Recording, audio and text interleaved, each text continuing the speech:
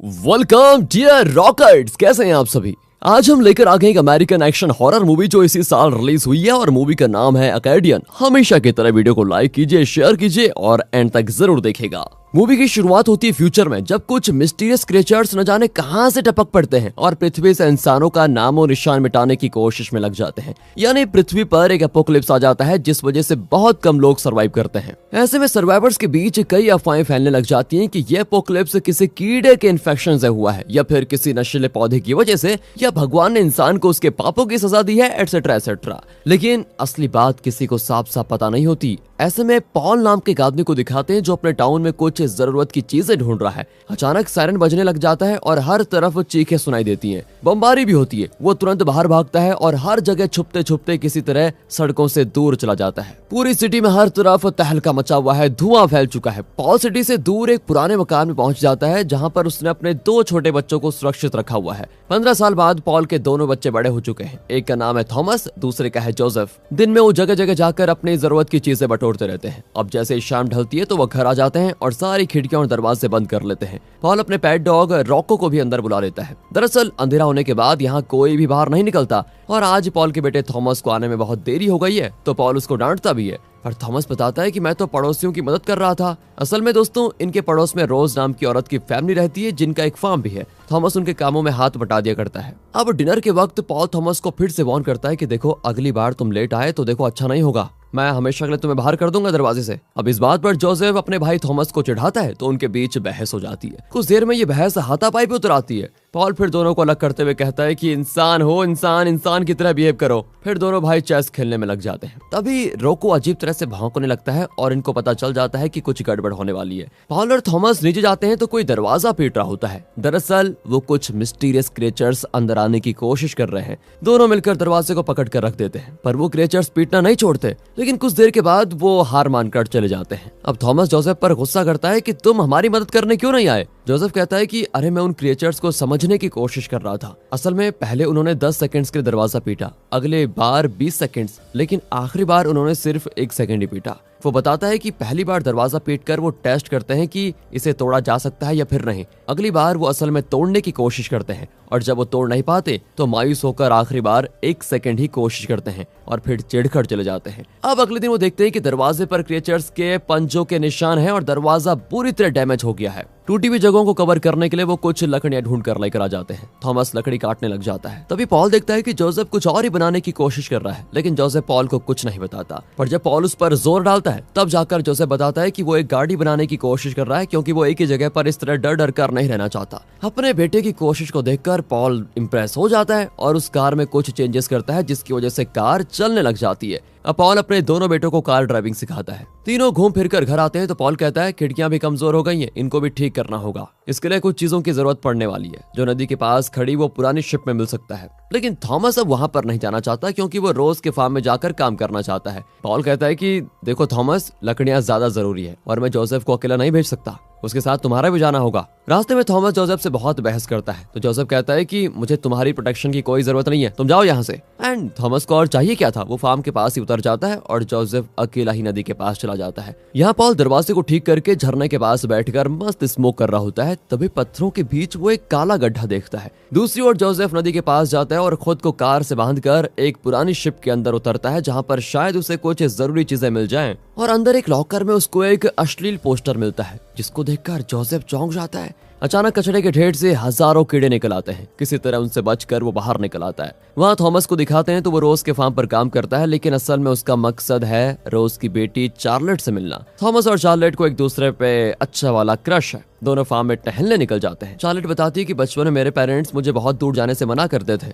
लेकिन अब मैं आजाद होकर खेलना चाहती हूँ। उसने दोस्तों एक तरकीब निकाली है। वो खुद को एक पेड़ से बांध देती है ताकि वो कुछ दूर भाग भी सके और उसे पता भी हो कि वो अपने दायरे से बाहर नहीं जा रही। फिर जब थॉमस के जाने का वक्त आता है तो चार्लेट उदास होकर उसके सीने से लग जाती है। अब शाम ढलने लग जाती है तो थॉमस घर की ओर दौड़ लगाता है। वहां दिखाते हैं जोसेफ की गाड़ी स्टार्ट ही नहीं होती। वो घबराकर बार बार कोशिश करता है और आखिरकार स्टार्ट हो ही जाती है। थॉमस भी भागते भागते गलती से एक गड्ढे में गिर जाता है। इसी बीच जोसेफ थॉमस को पिकअप करने फार्म में आता है, पर वहां पर उसको ना पाकर वो खुद ही घर आ जाता है। हीरो पॉल को बताता है कि थॉमस उसके साथ नहीं आना चाहता था और फार्म में उतर गया। अब पॉल उसे घर में बंद करके रोको को लेकर थॉमस को ढूंढने जाता है। गड्ढे में गिरा थॉमस अपना लाइटर जलाता है तो देखता है एक होल में कोई मिस्टीरियस क्रिएचर है जो उसकी ओर हाथ बढ़ा रहा है। वो अजीब आवाज निकालता है जिसे पॉल सुन लेता है। थॉमस भी अपना चाकू निकालकर उसे उस क्रिएचर के हाथ में गाड़ देता है, जिस वजह से क्रिएचर अपना हाथ अंदर कर लेता है। पर इतने में एक और क्रिएचर ऊपर से थॉमस के सर को पकड़ लेता है। थॉमस सांस नहीं ले पाता, पर एन वक्त पर पॉल आकर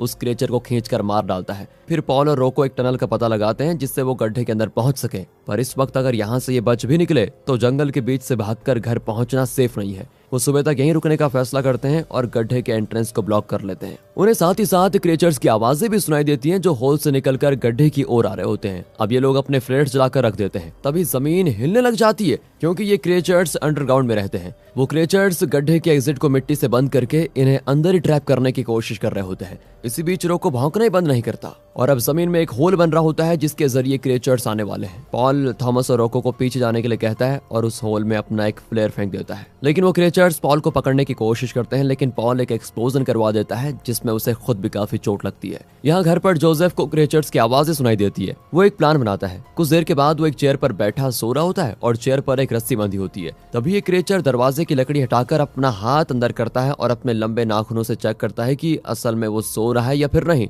और जब जोसेफ बिल्कुल भी नहीं हिलता तो क्रिएचर अंदर आ जाता है और तब रिवील होता है कि जोसेफ सो नहीं रहा था, बल्कि उसने क्रिएचर के लिए ट्रैप बिछाया हुआ था। जैसे उसने रस्सी खींची तो एक पिंजरा फर्श पर गिरा जिसके अंदर क्रिएचर कैद हो गया। अब जोसेफ बड़ा खुश हो जाता है कि उसने इतनी समझदारी का काम किया। वो पिंजरे को एक कपड़े से ढककर आराम से सो जाता है। लेकिन अगली सुबह तक पॉल और थॉमस आते नहीं तो वो परेशान हो जाता है। वो तुरंत गाड़ी लेकर उनकी तलाश में निकल जाता है। यहाँ थॉमस मिट्टी हटाकर बाहर निकलने में कामयाब हो जाता है और अपने घायल पिता पॉल को भी बाहर लेकर आ जाता है। इसी बीच गाड़ी की आवाज को सुनकर रोको जोसेफ के पास जाता है और उसे पॉल और थॉमस के पास लेकर आता है। फिर वो पॉल को घर लेकर आ जाते हैं। थॉमस पिंजरे से कपड़ा हटाता है तो वो क्रिएचर चिल्लाने लग जाता है। जोसेफ फिर उसका कपड़ा डालकर थॉमस को बताता है कि इन क्रिएचर्स को रोशनी पसंद नहीं है। फिर वो पॉल की मरहम पट्टी कर देते हैं। जोसेफ बताता है कि कल रात ये क्रिएचर 8 सेकंड में घर में घुस गया था और अब तक इनका रिकॉर्ड है क्योंकि इतनी जल्दी वो कभी अंदर नहीं आ पाते थे। इतना ही नहीं, एक और क्रिएचर भी था जो अंदर आने के बजाय यहाँ से चला गया। इन क्रिएचर्स के बिहेवियर में बदलाव आ रहा है जो कि अच्छी बात नहीं है।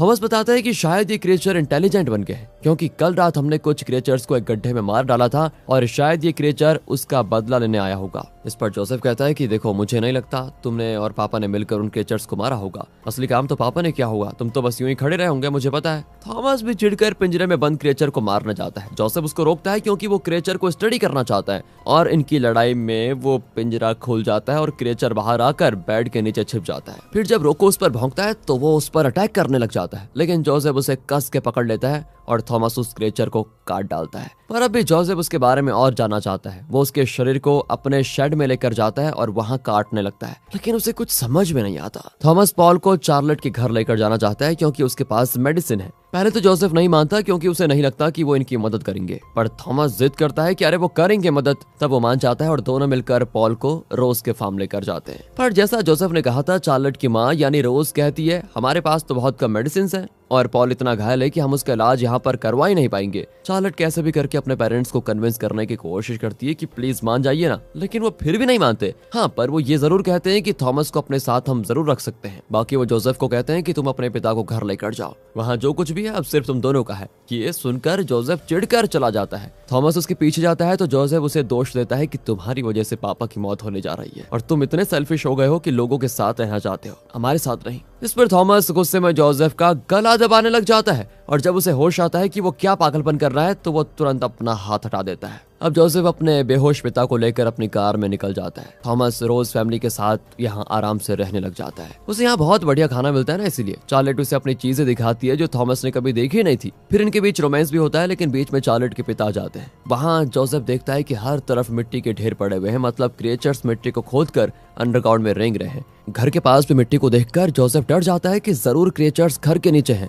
फिर वो पॉल को एक जगह लिटाकर अपने शेड में जाता है। वो कोई बढ़िया सा प्लान बनाता है और वहां से चीजें बटोरकर खिड़की और दरवाजे ब्लॉक करने लग जाता है। एक जगह वो कारपेट पर पैर रखता है तो अंदर गिर जाता है, मतलब क्रिएचर्स पहले से मकान में घुस चुके हैं। वहाँ चार्लेट थॉमस को किचन में कुछ ढूंढते हुए देख लेती है। दरअसल थॉमस को अब भी अपने पिता और जोसेफ की बहुत फिक्र है। वो चार्लेट से विनती करता है कि मुझे अपने पापा के लिए मेडिसिन चाहिए प्लीज। वो भी थॉमस को दे देती है। थॉमस उसको गले लगा लेता है और प्रॉमिस करता है कि मैं जरूर लौटूंगा। पर इतने में चार्लेट के पापा आ जाते हैं। थॉमस वहां से भागने लग जाता है, लेकिन बाहर फार्म में काम करने वाले लोग उस पर गन तान देते हैं कि तुमने घर में चोरी की है। थॉमस उसे समझाता है कि नहीं चोरी नहीं की है मैंने, ये मेडिसिन खुद चार्लेट ने मुझे दी है। पर वो विश्वास नहीं करता और अपने सारे आदमियों को बुला लेता है और सभी मिलकर थॉमस को एक जगह पर बांध देते हैं और तेज म्यूजिक बजाने लग जाते हैं ताकि किसी को पता ही न चले कि वो थॉमस के साथ क्या कर रहे हैं। वो थॉमस के पैर कस के पकड़ लेते हैं और एक आदमी उसे शूट करने वाला होता है, पर इतने में जमीन में गड्ढा बन जाता है और थॉमस उसके अंदर। इस तरह वो गोली से बच गया था। कुछ आदमी उसे ढूंढते हुए गड्ढे के अंदर जाते हैं और तब गड्ढे से क्रिएचर निकल कर बाहर आता है। अब आवाज को सुनकर चार्लेट के पिता एक कैंडल लेकर चेक करने जाते हैं कि अचानक एक क्रिएचर कमरे में घुसकर उस पर हमला कर देता है। कैंडल नीचे गिर जाती है जिससे कमरे में आग लग जाती है। अब क्रिएचर चार्लेट के पिता को छोड़कर चार्लेट की मां पर हमला कर देता है,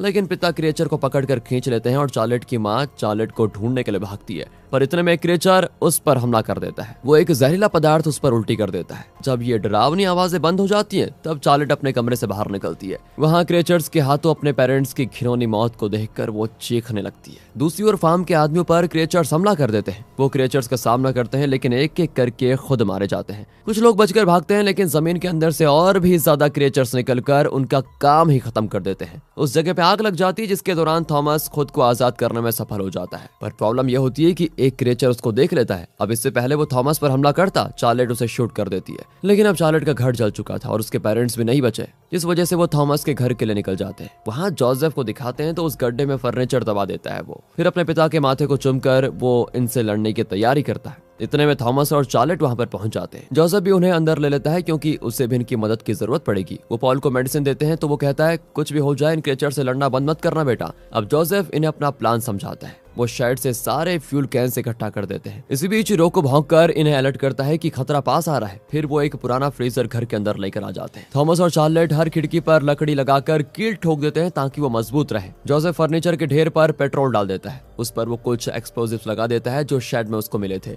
और फिर अपने पापा का सिगरेट जलाकर उसके ऊपर रख देता है। अचानक फर्नीचर का ढेर हिलने लग जाता है। दूसरी ओर एक क्रिएचर चिमनी के जरिए नीचे पॉल के कमरे में आ जाता है। गड्ढे से एक और क्रिएचर आ जाता है, लेकिन जब वो दरवाजा पार करता है तो थॉमस पीछे से उस पर चाकू डाल देता है। क्रिएचर तुरंत उस पर अटैक करता है, लेकिन इतने में थॉमस चाकू वापस निकालकर इस बार ठीक उसके सर पर खोपकर उसको मार डालता है। लेकिन एक और क्रिएचर चार्लेट के पीछे आ जाता है, लेकिन वो उसको शूट कर देती है। अब थॉमस, चार्लेट और जोसेफ तीनों मिलकर फ्रीजर को हटाने लग जाते हैं कि अचानक दरवाजा खुलता है और वहां पॉल खड़ा होता है। वो खून से लथपथ होता है क्योंकि उसने चिमनी से आए हुए क्रिएचर्स को मार डाला। पॉल चार्लेट की गन लेकर फर्श पर शूट करता है जिससे नीचे के क्रिएचर्स सारे मारे जाएं, लेकिन वो बड़ी तादाद में होते हैं। वो कॉरिडोर में पहुंच जाते हैं और पॉल की ओर भाग कर आते हैं। अब पॉल पहले क्रिएचर को किक करता है जिससे फर्श हिलने लग जाता है। फिर उनके वजन की वजह से ज्यादातर क्रिएचर्स फर्श से नीचे गिर जाते हैं। कुछ बच भी जाते हैं, लेकिन थॉमस और चार्लेट उन्हें शूट कर देते हैं। अब तीनों बच्चे और रोको मिलकर फ्रीजर के पास भागते हैं, पर पॉल उनके पीछे भागने के बजाय दरवाजा बंद कर देता है ताकि उन तीनों को क्रिएचर से बचने का टाइम मिल जाए।